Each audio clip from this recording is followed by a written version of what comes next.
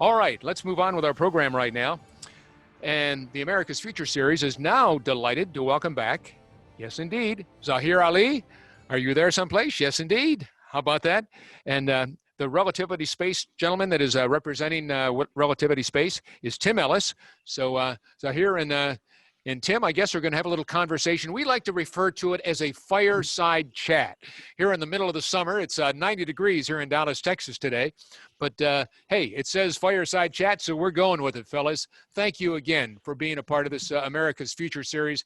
And it's all yours. Take it away, gentlemen. You know, it's funny you mentioned that, Mr. Murray. It's just amazing because, you know, sitting here in the San Francisco Bay Area, fire is a little bit of a poor term to be banding about right now. I hadn't thought of it when I termed this a fireside I understand. chat.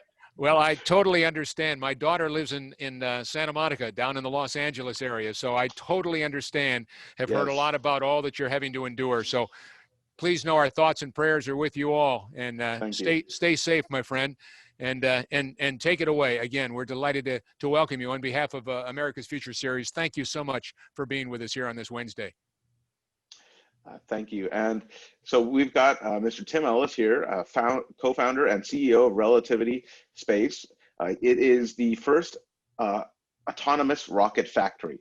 So we've heard amazing discussion about the infrastructure of space, about how things are currently, about a lot of the innovation, where we're going, particularly in terms of security and defense, but also in terms of commercial. We looked at things like bandwidth, we looked at talent pipelines. Now, one thing that we've been working on the edge of was innovation and entrepreneurship. And as you just heard from the generals and Ms. Miller, there are real efforts to bring entrepreneurship and innovation into these systems that have existed now for almost 70 years, and to take advantage of them, to be more agile. And I think, and I'm sure you all will agree, that Mr. Ellis's company represents almost an extreme version of that. So Mr. Ellis is a 3D printing expert, 3D printing additive manufacturing. He brought that in-house at Blue Origin, where he was part of propulsion development. But he, you know, since then he started Relativity. He's on the National Space Council User Advisory Group, World Economic Forum as a tech pioneer, just so many amazing things. And I will let I will ask you, sir, to give us a little bit more intro and tell us about your journey and how Relativity came about. Yeah, of course. Thanks, Zaheer, and everyone for tuning in. Really excited to be here. So, you know, I'd really say it hard, like you mentioned. So just a quick intro on Relativity, then I'll get into how we founded the company. But we 3D print entire rockets. So I started my career at Blue Origin, working for Jeff Bezos' private space company, back when there were only about 150 people. So they're quite large today. First started as an intern in the propulsion group, where I would go from blank sheet of paper to first working version of a product, and was fortunate because the team was so small to do all the steps in between. So design, analysis, manufacture, test, and you know, retest until you actually got a working product. Through that experience, I did the first ever metal 3D printing at Blue Origin. And then I was fortunate to work directly with Jeff and the senior management team to bring metal 3D printing in-house once I was there working full-time for a few years. You know, spent time on B4, New Glenn, but I would say predominantly the New Shepard program there as well. But what was really interesting, so as we started this metal 3D printing division, you know, this was back in 2013 or so, and really lots of companies were doing 3D printing. So NASA was doing 3D printing, Aerojet Rocketdyne was doing 3D printing, SpaceX for the Dragon capsule program, and Super Draco. So it was actually becoming pretty commonplace, but everyone was just doing bits and pieces of a product. And at the time, you know, it had been about 13 years into SpaceX, you know, sending cargo to the International Space Station and landing rockets and lots of really impressive achievements that I was personally inspired by. And I really felt making humanity multiplanetary was a very important long-term goal, but not a certainty that other companies would emerge to go after that. Like all of the renderings and animations of launching people to Mars and landing were beautiful, but they'd always fade to black right when the people started walking out. And I really felt 3D printing, instead of just doing bits and pieces of a rocket, like why couldn't we just print the whole rocket? Like, why isn't that the inevitable future? And if we think of 3D printing less as a manufacturing technology and more as moving manufacturing complexity from the physical world into software, and really creating a whole new value chain around 3D printing an entire product like a rocket, that this would be, valuable for actually building humanity's industrial base on Mars, but that even on Earth, we can actually get rid of all of the fixed tooling, supply chains that are very complex, lots of human labor that are still, 60 years later after Apollo and the initial space race, and even in aerospace more broadly, still the tool set that we use today to build all of these products. So we founded Relativity in 2015, December 2015. I actually famously sent a cold email to Mark Cuban. That was the first email I ever sent with my Relativity Space email address. So he funded our first $500,000. And then from there, we've raised over $185 million, actually building the world's first fully 3D printed rocket. So we actually built the largest 3D printers in the world, of which we're on generation 3 to 6, depending on how you slice it. We actually have 2 launch sites, so one at Cape Canaveral, Florida, one right of entry at Vandenberg Air Force Base, where we're looking to launch our first rockets towards the end of this year. And so we really see 3D printing. Now you touched. Yeah, we really see 3D printing. No, go on, please. Is a whole new value chain, much like going from on-premise server to cloud, or going from gas internal combustion engine architecture to electric. It just requires a very different thought process to build a whole product this way. The designs look entirely different, and the factory that you need to actually produce something this way looks entirely different. So we had to start from scratch and build both the rocket and the factory at the same time in synergy together. And then we also really see a lot of benefits from that. So, we're actually printing the first rocket now that we're going to fly to orbit. I've done a whole bunch of development and engine tests and other parts of the rocket over the last 5 years. But then, we also are seeing the ability to build a whole rocket from scratch in only about 60 days. So raw material in the door, and 60 days later, it's complete. It has 100 times fewer parts than a traditional rocket. Most of the complexity is in software. And then 60 days later, we can do a better version. And 60 days later, a better version than that. So we're actually at this hyper evolvable iteration speed, which we really believe will build better products, not just for rocket launch vehicles, but aerospace more broadly in the future. So that you touch on a few things that are really interesting there. Now, I went to Cal, and at Cal, the tradition is that if you're an experimental physicist like I am by training, you build your own experiment, which meant that God bless them, they let me turn stuff on a lathe, and let me get qualified on the mill and all these other things. Right. And then I just remember how frustrating it was to have to take a part that I knew was actually fundamentally very simple to envision, but you have to assemble it from 15 different things. And I think of the first metal 3D printed thing I ever held, which was the chessman, the castle, or the rook, as some people call it, on the end of the board there.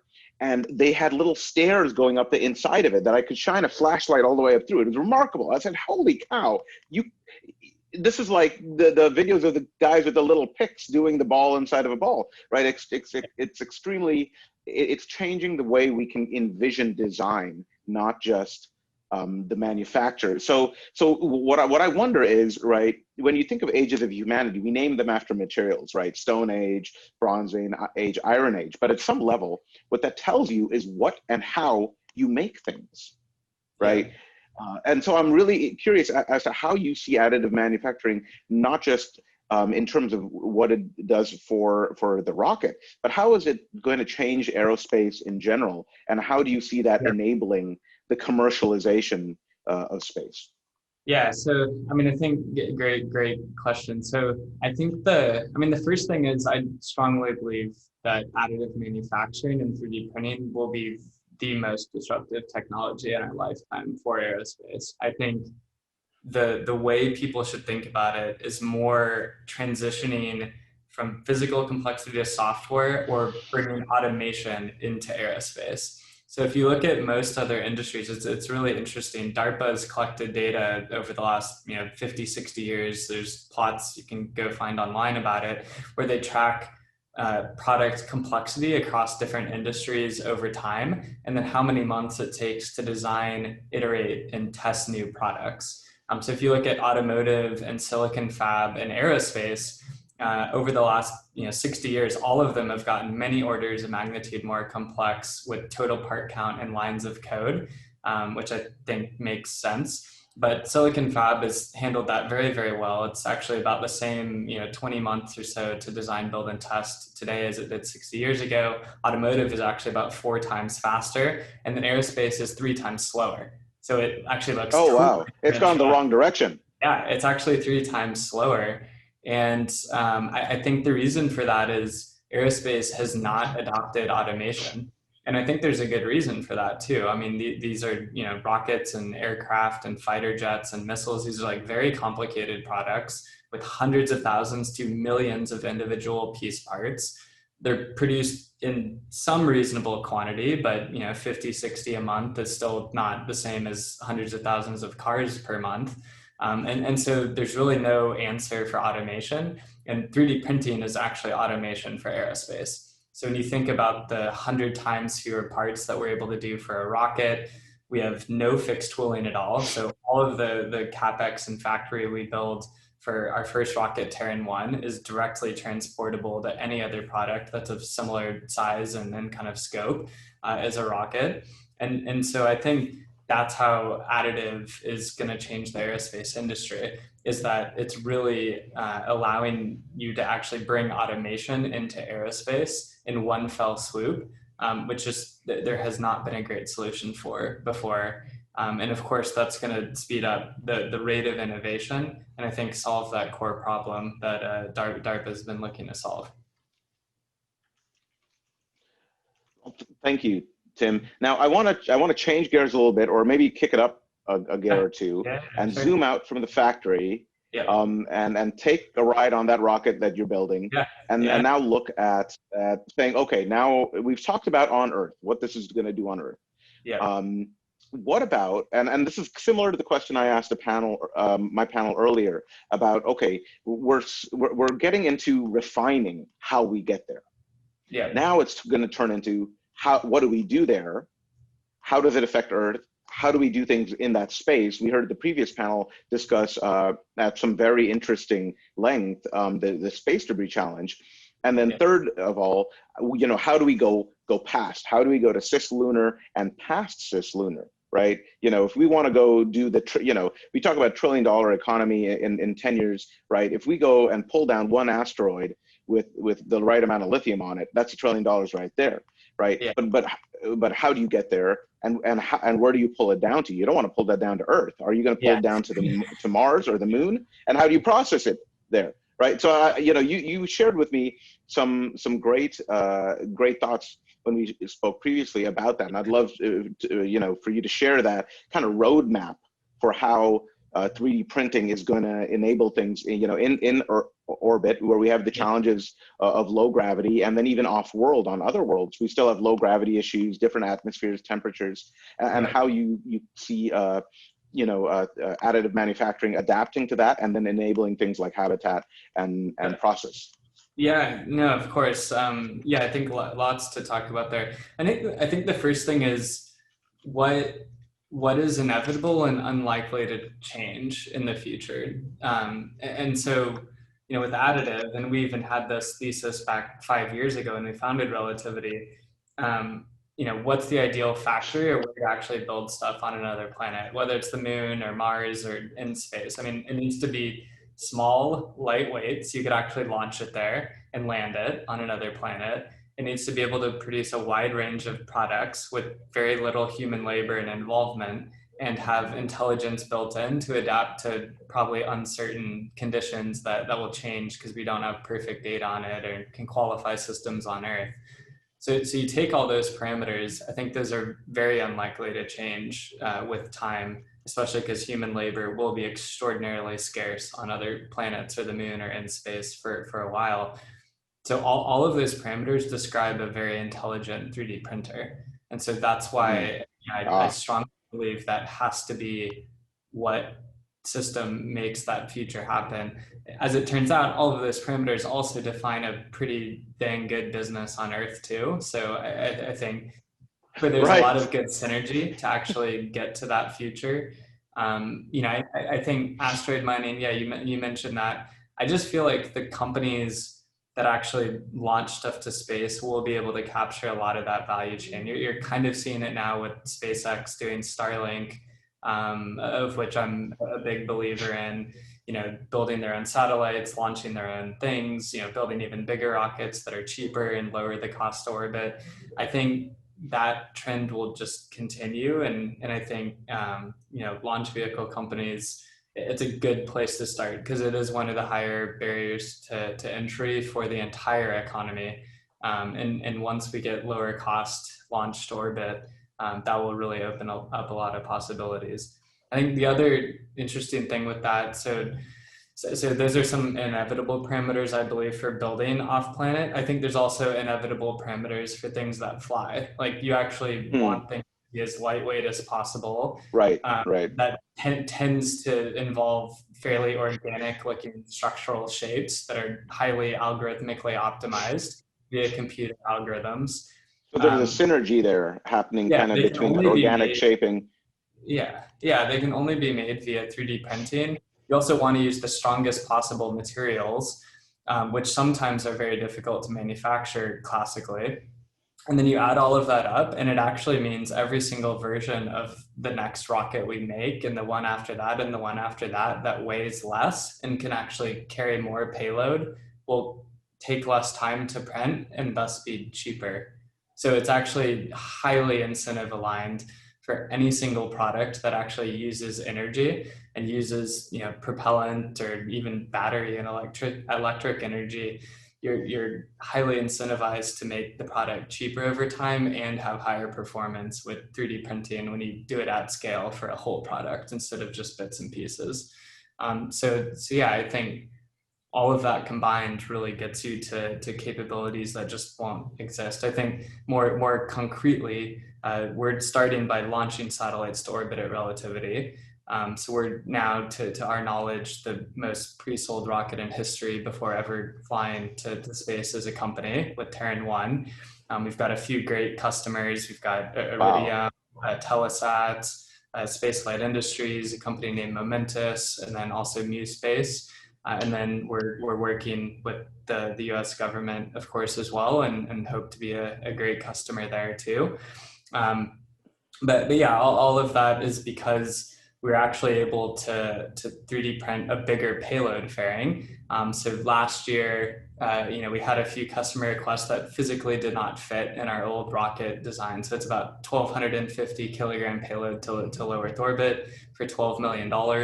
The payload fairing was a 2-meter diameter fairing, which did not fit the Iridium satellites, for example. And so we were able to print a 3-meter diameter fairing and increase the payload volume to 2x the volume.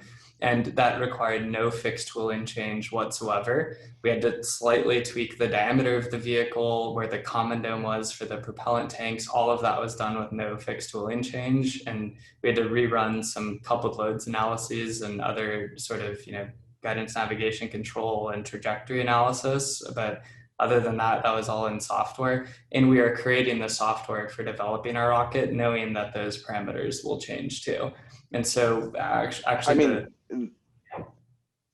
so it helps. That's a remarkable, I'm sorry, that's just such a remarkable change loop. Let's let that sink in for the audience, right? Okay, yeah. They changed the fundamental design and size of their rocket and created another one to test in a year. Yeah, actually it was like that's just months. Amazing. That it was about 6 months. 6 months. Yeah. 6 months. That's like something you hear about in terms of like college projects, in terms of, you know, Yeah. we did this on the fly. But no, they're actually going to launch this. That's just to me remarkable. I can't think of anything else in aerospace that I've ever heard of at that scale that was done that quickly. Yeah. And You just know, to anchor, it's just remarkable. yeah, and just to anchor how much hardware we've built, so we've actually done over 400 engine tests to date, including turbopump fed engines with 3D printed turbopumps, combustion chambers, valves, the works, down at NASA Stennis Space Center. So we have about a third of all of the stands at NASA Stennis, and they're a great partner under CSLA agreements to get to use them for the next 20 years or so. And that's where we do engine testing. We've also done stage pressure testing. So actually printed these full scale, 7.5 foot diameter, north of 20 feet tall, with liquid oxygen, liquid methane tanks, nested inside of each other, all printed as one piece. Takes about 10 days on one 3D printer that we built ourselves, and done pressure testing and showed this technology actually works. I mean, we've done thousands of material samples. We're printing the first orbital flight rocket right now in the factory, just outside the store. So yeah, it's been quite a journey for sure. It's been super fun, and I'm excited to launch to orbit at the end of next year, and then start launching customers from there. So you mentioned launching customers, and you mentioned NASA and actually the U.S. government. I want to ask you a question to relate some of our discussion back to the previous panels. How do you see the printability of rockets interfacing with defensive security? And one thought I had is that one program that I'm working on helping out is TCAT, which is a tradable assets. So these are things where you might use them 10 or 12 times and then discard them, as opposed to a missile, which is clearly it's a one-time use, versus something like an F-35, which is gilded, and so you need to have that thing have quite a long lifetime based off the cost. So I'm just curious where you see Relativity and their capability fitting in to that defense and security ecosystem. Yeah, so I think to start, the biggest thing that we offer is our Terran 1 launch vehicle. So being able to launch assets rapidly, responsively, especially supporting disaggregated and proliferated constellations of spacecraft. That's the primary way that we're engaging today. Of course, the 3D printing and additive tech that we're building, I think, is of a lot of interest. The interesting thing about it is not only is it pioneering and it's a new technology approach for building rockets, but it's directly transferable to a whole bunch of other products. And whoever develops it first, the rate of compounding improvement is going to be far, far faster than traditional manufacturing. Like when you really look at it over the last 60 years, traditional manufacturing, we're still welding, forging, casting. It still takes a very, very long time to build something new. With 3D printing, it's so fast and how quickly it can iterate that, whoever develops that capability first, I think will improve on it even faster. So there's kind of this exponential growth, and doing it first is important. So we're actually, I think people have asked me for years, like why 3D print rockets? Why not 3D print 737 airplane or fighter jets or missiles? Like I do think there's other products out there. It's actually really about back to the lighter is cheaper is faster. There's kind of the stack ranking of what are the highest dollar per pound products in the world by dry mass. And then 3D printing does the best of those. Like a car that weighs 4,000 pounds and a rocket that weighs 4,000 pounds actually takes the exact same amount of time to print. And clearly the cost savings on a rocket is far, far higher. So for us, for comparable payloads at our first rocket size, it's about 3 to 4 times cheaper price for the same payload size. And it's about the same payload volume as Vega over at Arianespace. So this gives America and the US a capability that just really doesn't exist with a very commercial pricing. And I think that's a huge opportunity for the US. And we've been very, very kind of forward leaning on that. You mentioned I sit on the National Space Council User Advisory Group. I'm like definitely the youngest person there by 2 decades at least. So, you know, it's a great group to be a part of and support the US and be that voice of, you know, the next generation of space companies. You know, I think it's worth pointing out on our team, so we're a little over 200 people now. We've actually been able to attract a whole bunch of executives that have launched things to orbit before. So between our 200-person team, actually added it up the other day, we've launched over 5,000 orbital missions between everyone. So it's like an average of, what is that, like, I don't know, some huge number per person have actually launched up to space before. More than 10, yeah. It's amazing. Yeah, quite a lot actually. And I think it's closer to 10,000. I just, you know, sandbag the number a little bit. We can be conservative there, right? You know, you don't want to have to oversell it. Yeah. So staying with the concept of you know, it's an opportunity for America and its allies. What, at some level, what you've done is you've disrupted completely the supply chain. Yeah. Right, you know, the supply chain and manufacturing. That's kind of fundamental to the additive manufacturing value proposition.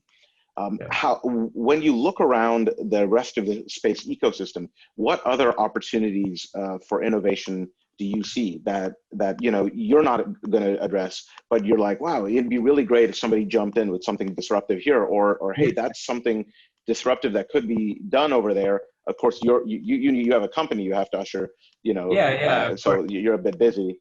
Well, but what else do you see? Yeah, a lot of those issues are super important to the whole space ecosystem and you know, further commercializing space and you know, taking advantage of it as a place to do business. So I think, yeah, the other rate limiting steps for the whole industry right now. So I hear a lot about spectrum rights and ways to you know, utilize the limited spectrum assets of space, especially with the continued rollout of 5G terrestrially. So I think that's a big thing where technology can play a role. There are different ways to do spectrum sharing, you know, and kind of dual use spectrum and more efficient use of those electromagnetic waves for communication to ensure lots of players are able to launch satellite constellations into orbit and not interfere. So I think that's one key innovation area. I think another is around space traffic management. So just tracking orbital debris. It's a little bit more on the regulatory side, but making sure that we do proactively have regulation for space traffic management, and that we're actually thinking about this ahead of time so that we ensure, you know, much like I think there's, you know, I don't know about today, but, you know, at various points before COVID, there's something like, it's like between 100,000 or 1 million flights per day of aircraft over the globe. And that's all able to be coordinated quite well, where, you know, far fewer kind of space satellites and then space objects a little bit more. But I think a way to actually coordinate all of that together effectively is a huge rate limiting step for the industry to not figure it out. And then the last piece is just terrestrial, you know, terrestrial data architectures in the ground segment. So actually, you know, whether it's phased array or other sort of low cost antennas and ways to actually connect low Earth orbit constellations of satellites into the wider internet and network and preserve the low latency capabilities that these in-space assets actually are capable of providing is something that I know, you know, I certainly hear a lot of people talking about, and I think still has some ways to go to get to the very, very low cost antennas that, you know, anyone could buy and put on their house. Very interesting. Now I know we only got you for a few more minutes here. But my understanding is you have a rather critical meeting you have to get to. I got 15 minutes. I'm good. All right, great. Well, then I want to throw one question at you that's a little technical. It's from the Q&A, and I know you won't be able to join us later for the Q&A session, so I want to ask you this question now, and then we'll wrap up. It's interesting. The question is, how are acoustic shock and vibe requirements maintained with such rapid designs? Typically, the launch vehicle imposes these requirements on the satellite, but it sounds like Relativity Space would do the opposite. Yeah. Yeah, so I think the short answer, so we do have a payload users guide, which we maintain, very similar to any launch vehicle company, that has all the shock, vibe, coupled loads analysis, which is what we end up doing custom and stepping into with the customer as we get closer to signing the contract or bidding on a government award. So we still do all of that stuff. I think the answer is today we have developed our own software and approach, and we use some industry standard approaches to do that.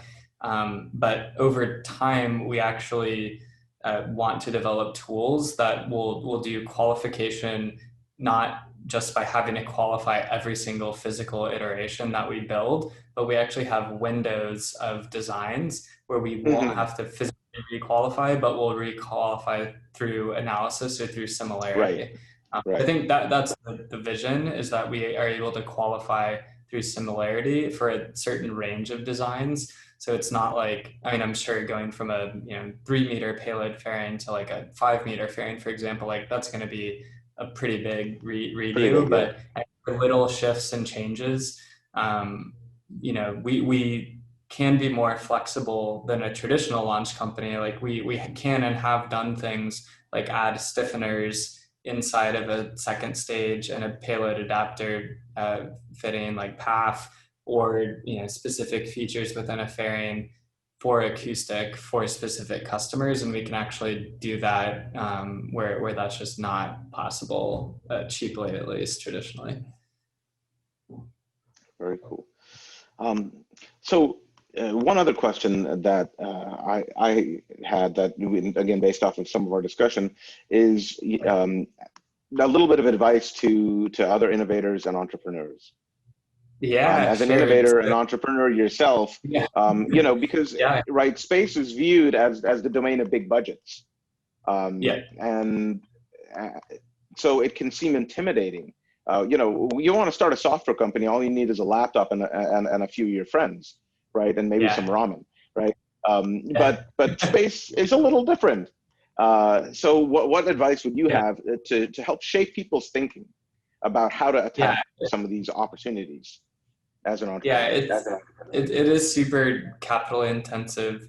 Although it's funny, I talk with some of our Silicon Valley investors, and I won't name names, but there are some companies that are widely celebrated. When you actually look at how much equity they had to raise for the valuation, it's like way worse than SpaceX, like way more expensive, actually. So I think you can be successful. Oh, by ratio, yeah. Yeah, by ratio, yeah, like the actual value creation, yeah. But yeah, I mean, I think the biggest thing, I didn't talk a ton about the entrepreneurial startup journey, but we started in Y Combinator. So after Mark Cuban, we started in Y Combinator. I thought that was a fantastic experience. I recommend it to every single person that starts a company. It is very hard to get into, but I think worth applying. But yeah, the biggest thing I've learned is just relentlessness. Like, I think you have to be so gritty and so relentless to make, a startup like this happen out of thin air. And there are lows and there are really hard times, and you get rejected all the time. Like, you get initially people that won't join your company, investors, you have to talk to a whole bunch of people before you get investment. But just not giving up. And I think going after a big enough transformational opportunity. I mean, there's always a little bit of revisionist history. I think that's worth pointing out in these kind of, fireside chats, is like, yeah, of course, Relativity is on a great path to success. So I can sit here and look back and, revise what the history was like, but I'll tell you from memory, like living it going forward, I always believe that we could get there despite the odds. But man, there's some times where it feels like no one's on your side, and you just got to keep pushing through, and like passion really matters there. And I think really making sure that you believe what you're doing is, an inevitable thing that needs to happen. You're just the company that's going to do it. Thank you, Tim, for your thoughts. And I'll finish up with one last question. It's not technical. It's not necessarily related to space exactly, but it's a theme of the America's Future series, is about leadership, and leadership in technology, leadership in innovation, leadership in maintaining America and its allies in democratic preeminence in technology and security. And just your thoughts on, or advice to any folks we've had. We know we have some younger people online, especially who are closer to the start of their journey than to the middle, like you, or to the end, and where they're the mentors, like General Levy or General Radigi. So if you could give any advice, having been through part of it and now growing still. Yeah. Please, just take it. Yeah, I definitely want to strongly caveat with what I'm about to say that, I know there are absolutely times and scenarios where lives are on the line, and, safety of the country or, customer assets are on the line that cannot be replaced. So you've got to really, really get your stuff right. But I think in development, and especially, entrepreneurial development early on, not being afraid of taking risks, and not being afraid of leaning in and failing quickly and then iterating from there. I think, I'll give a more concrete example, like for propulsion testing. We've been fortunate across the 400 tests we've done to date, not a single failure has happened due to the 3D printing technology itself. But getting an engine to work takes a ton of iterations. I wouldn't say we've had anything that's crazy catastrophic, but you don't get the geometry right, the design right, all the flow rates are not quite perfect. And so you instead of analyzing and using testing as a way to validate what analysis that you actually did, it's nature is the best calculator. It's actually far better to get to hardware, test and get the test data, and then iterate from there. And I tell our team this all the time, we're in the business of taking smart risks. I think that's where people, in my opinion, need to tune their thinking a bit more, is that, risk and failure isn't bad if all of that happens faster and actually gets you to a place where, breakthroughs and compound rates of progress can happen more quickly. And I think, on a national level, you certainly see that with countries like China. They're actually, in my opinion, reckless and kind of doing crazy stuff to develop fast. But I think some of that rate of iteration and innovation, I think, is what's important for us to keep accelerating towards. Thank you very much, Tim. As an experimentalist by training, that's music to my ears, because at some point we stop wanting to do math or talk about it, and we just want to go blow it up. Although of course in the space industry, that's not necessarily what you want to happen. But with customer launch. Yes, that's right. To be clear, I don't want that taken out of context, but I think in the development phase, in certain phases where it's appropriate, it's just good to know and have good judgment. When is that appropriate and when is it not? I think I'm a hardcore engineer by background, but I've had to learn, the business, like finance, legal, HR, recruiting, all of that stuff from scratch. So I just think the rate of learning needs to be very, very high. And I think you need to be super open-minded to having a growth mindset and understanding that you can learn new things. You can take risks, and especially those areas, and put yourself out there and then fail quickly and then keep going. So I think, it's not even the technical areas always, but even just running a business and getting it off the ground. I think leaning in and not being afraid to fail, and then having resilience, those two qualities I've seen and had the good fortune of meeting lots of very successful founders. We've got a few great people like John Collison from Stripe as an angel investor, and Relativity I've known for a number of years, various other company founders, and they all have that quality pretty similarly. Awesome. Well, thank you so much for your time, for your impressive work and thoughts. It's been an amazing day. We've heard from folks who are operational now to all the way to you who are helping write the next chapter of America's presence and leadership in space. So thank you very much. We'll be looking forward to the press releases about your upcoming launches, hopefully very soon. Yeah, sounds good. Well, thanks, Zaheer. Yeah, appreciate for having the time. And yeah, if anyone wants to get in touch after, I know I can't make the Q&A, but just send any questions my way. I'm happy to answer. I'll take them and shoot them over to you. Thank you so much. Okay, And cool. with that, I think our formal program is complete. I'm going to toss this back over to Murray Studios, to David and Scott. Thank you so much.